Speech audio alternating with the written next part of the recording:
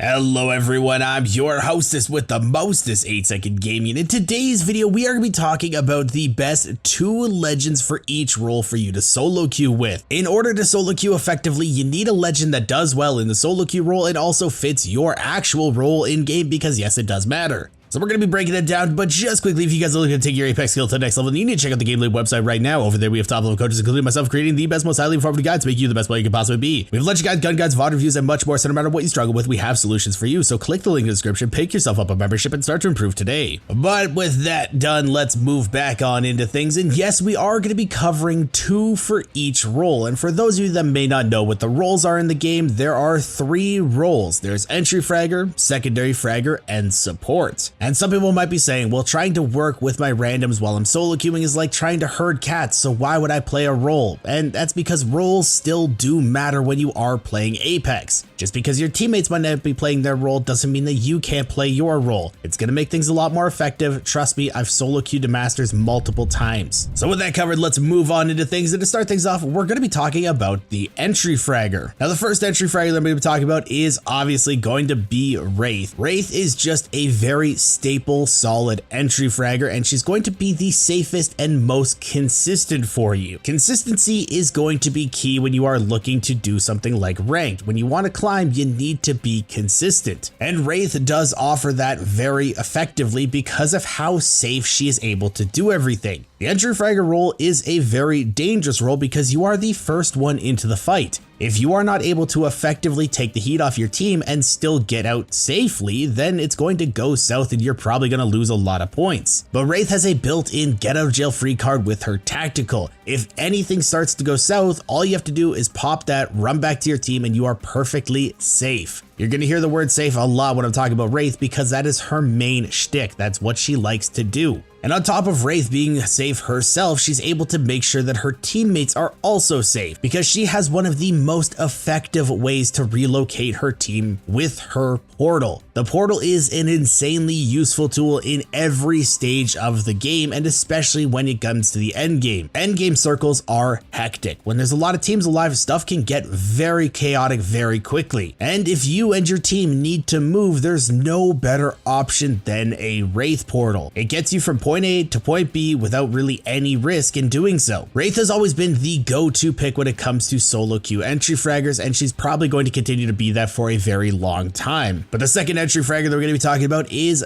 Bangalore. Now, Bangalore is still very effective in the current meta, even though she did receive some nerfs going into Season 19. Anybody that was a little bit worried about that should not be worried at all because she's still a very strong legend. She still does the entry fragger role, she still does it effectively, and she still can do everything you need her to do. The only reason that I don't put her above Wraith when it comes to solo queuing is because Bangalore is a double-edged sword. With her smokes cutting off line of sight for the enemy team, it also cuts off line of sight for your team. And because you are solo queuing, you might not have the level of communication or team synergy that you would have with a 3-stack. So if you go to smoke something off, it might affect your teammates and they might not be able to help you, leading you to lose a fight and losing RP in doing so. If you do want to play Bangalore, I do highly recommend that you spend a little bit of time in pubs really getting to understand how her smokes work in fights and how it can affect your team. But once you are able to get that down, Bangalore is extremely effective in fights because she basically does everything you need to do on her own. She can cut people off, she can single people out, she can be highly aggressive, she can be defensive with her ultimate as well. She has everything rolled up in a nice and neat package, and if you happen to get paired with a Bloodhound, it's going to work even better because they just bounce off each other perfectly. So those are the entry fraggers done and covered, so let's move into the secondary fraggers. And for the first secondary fragger, we're going to be talking about Loba. Now, despite Loba being a support legend in game, she is actually still a secondary fragger in terms of her role in a team. Her kit is more balanced towards being a secondary fragger because she can take hard, aggressive off angles and be perfectly safe while doing so. A secondary fragger that is taking these aggressive off angles does need a way to get in or out of fights, and Loba's bracelet works perfectly fine. It can be a little bit risky in some points because it does have that big trail that leads enemies right to you, but for the most part, once you really understand and get a feel for it, you should be fine using it mid-fight. Now, while it is all fine and dandy that Loba's able to take off angles, the biggest thing that really makes her such a strong legend for solo queuing is her flexibility. It does not matter what kind of playstyle you or your teammates that you solo queue into want to have, because Loba is able to mesh into everything. If you want to play edge, she can be aggressive. She's perfectly capable at fighting. But if you want to play zone, she's also very adept at that as well. She can just slam down her black market to get your team heals, so that if you're poking and taking damage, it's fine. She can also get you ammo to replenish the ammo that you're using while poking. And yes, even as a secondary fragger, she still has these support class perks, so she's able to craft her teammates' banners if things do go sideways inside of a fight. Solo queue is very wild. Sometimes your teammates are not going to be on the same page as you. They're going to go down in fights. They're going to get thirsted. And why risk your game trying to get their banners when you could just craft them safely and respawn your teammates that way? Loba's definitely going to be my go-to option for the solo queuing, but the second one that I'm also going to be recommending is going to be Revenant. Revenant Reborn did come in last season, and he's been making absolute waves when it comes to the solo queuing meta. Again, like Loba, he is an off-angling aggressive legend in that sense when it comes to fighting, but he's very self-sufficient in doing so. Revenant really does not rely on his team at all, and not having to rely on your teammates is huge when it comes to solo queue, because I think all of us that do solo queue can tell you that it does not work out very well if you are actually relying on your teammates. 69% of the time, they're gonna let you down every time. But if you're an aggressive player, Revenant gets you everything you need in his kit. You get information on who's low because of his passive. On top of that, you are able to climb walls unlike any other legend and take really weird angles that way. You can catch people off guard and do some insane damage and open up some opportunities for your team. But then you also have your tactical to either help you get into a fight when an opportunity opens up, or get out of a fight if things are going sideways. And that's not even mentioning his ultimate, which gives you a free 75 shields, which is huge in fights, because enemy teams are going to have to expend so many resources in order to actually get you down. And when they least expect it, that shield is going to get refreshed, and they're going to have to do even more damage to you in order to actually kill you and take you out of the fight. If you are more of an aggressive player when you're solo queuing, you're looking for kills, you need to have this self-sufficient legend that is highly aggressive in doing so. And Revenant is the perfect option for you, so maybe check him out. But that's the entry fragger and the secondary fraggers done, so let's move into the support role. And first off in the support role, we got to talk about Newcastle. People that have been fans of the channel for a while will know that I love Newcastle. And if you're new to the channel, get ready for this, because Newcastle is the strongest support legend right now, especially for solo queuing. Everything in his kit is designed to be busted. His passive gives him the best revive in the game, and I know some people might be making an argument for lifeline, but no, Newcastle is much better. Being able to put a shield in front of your down teammates so that they don't get thirsted and drag them out of the line of fire is extremely strong.